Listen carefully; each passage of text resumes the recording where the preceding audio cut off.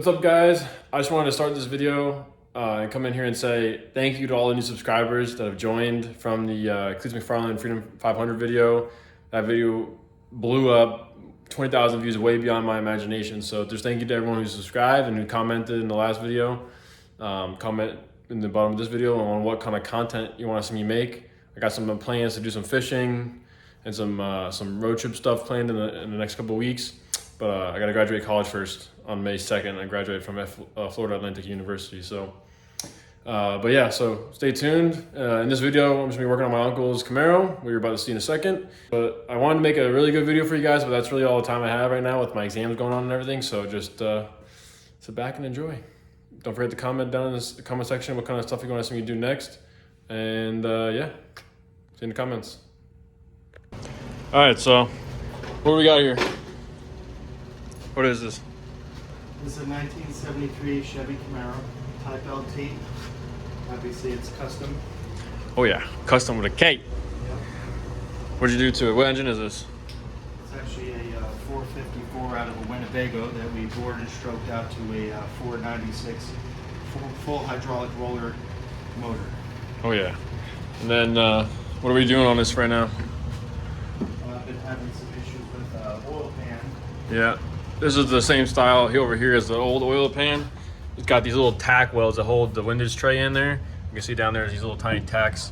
And it's garbage because the oil sloshes around, hits that, breaks that weld, and then puts a crack in the oil pan. So we got this oil pan over here, which is fully seam welded and has a much better windage tray area, fully seam welded. So we're gonna have to jack the car up here, drop the oil pan, and hopefully we can clear the K-member. If not, we're gonna have to loosen the engine and move the engine up, which hopefully we don't have to do that.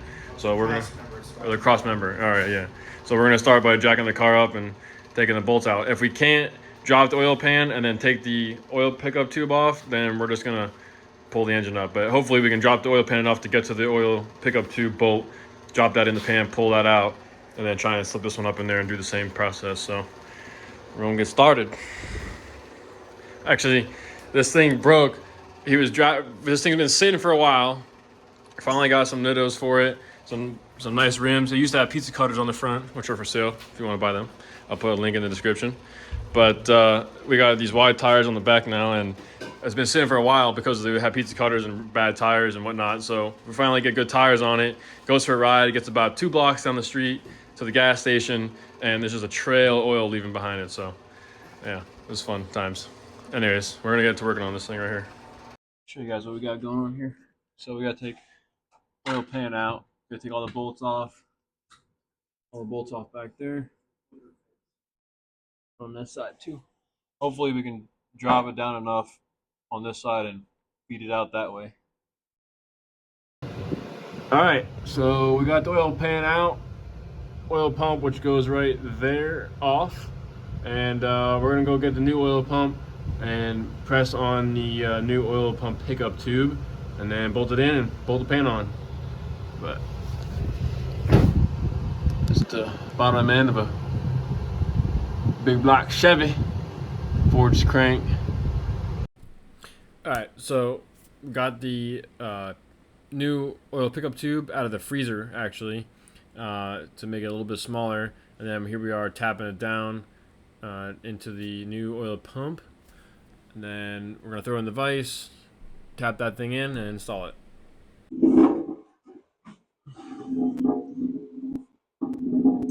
How is that jack placement looking right now? Right, get under here. Yeah, there you go. Yeah, like that, right there. Like that? Yep. How's it looking? Yeah. All right, let's try that. I'm locking it in. All right. Yeah, you're touching the firewall over there. Okay. Yeah, the header's touching the firewall. So. Good. That means we're probably where we need to be.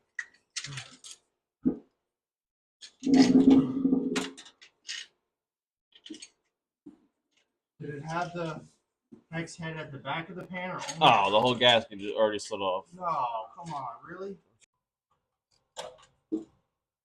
This is gonna be tricky because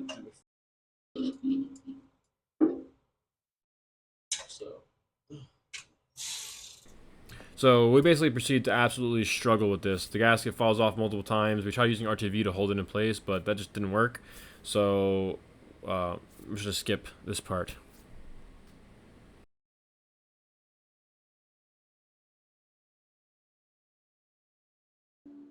All right, oil pump, oil pan, all in there. We're gonna give it a first start. The oil pan was a pain to get back on. Bolts were not easy. It's also 12 o'clock at night.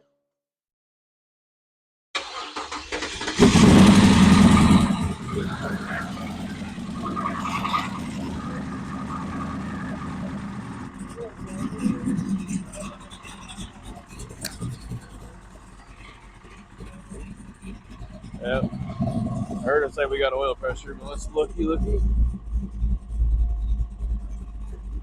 Oh yeah.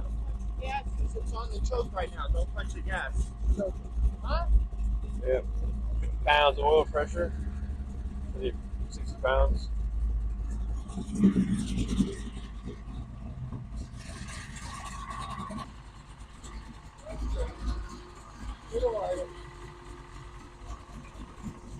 A little bit of oil burning off the exhaust, but should be good.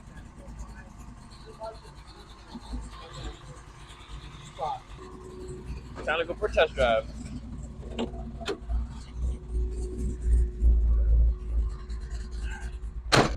Oil pressure's good.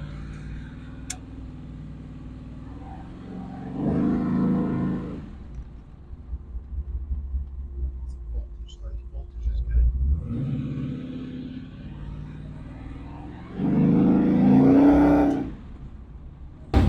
Nice, it's lifting up pretty good.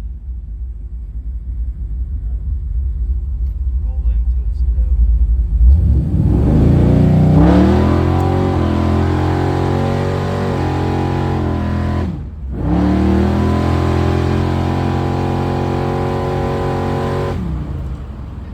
Oh yeah. Yeah, that lit it up pretty good. Yeah.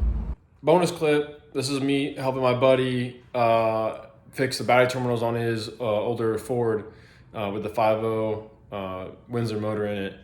Yeah, so also if you made it this far in the video, comment down in the comment section, fresh haircut. I got a fresh haircut, so comment down in the comment section, fresh haircut, so I know you made it this far in the video. But yeah, here's me fixing his battery terminals. Got this 1994 Ford F-150, right? Yep. Yeah. And got my buddy Chris here. What's up, man? Yeah, so let's check this thing out. Nice.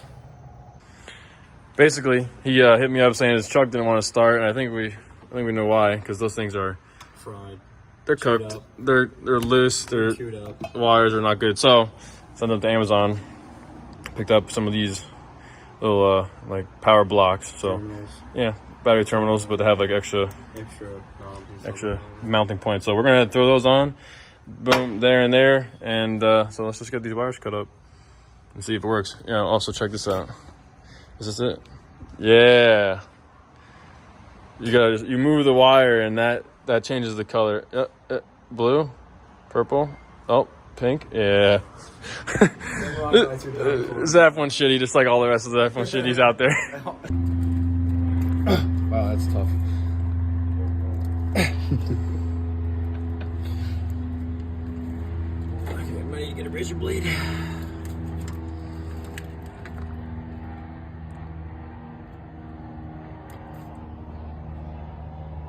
Or just do little bits at a time.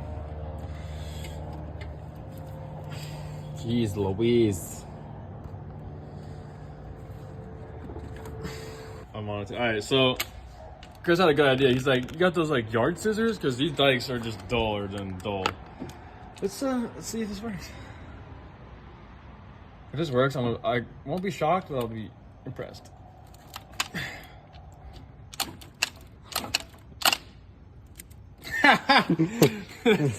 That's awesome.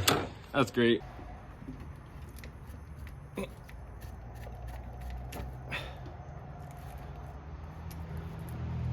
I'm both next to each other. Right here should be good.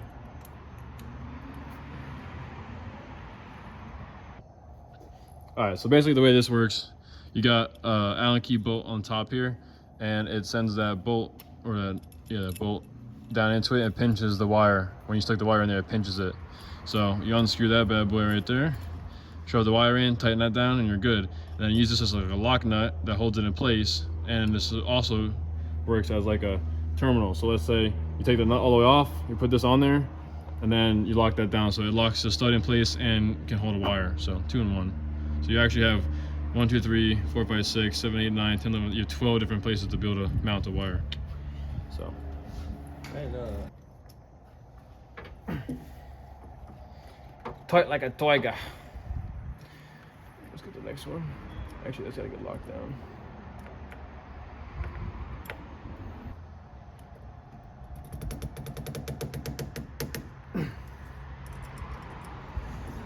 I want them, leaving you abandoned.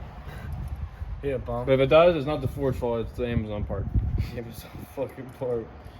Yeah, it probably is. They only bombed for like $10. So. And yeah, $10, you get positive and negative 12 bars. Comes with spacers in case you have a different size ring, and it comes with comes with nice copper like rings and heat shrink. So it's pretty nice. All right, let's see if we can get this negative cut.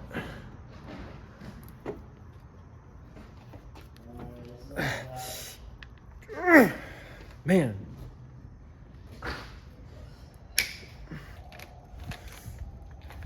No good, Mr. George.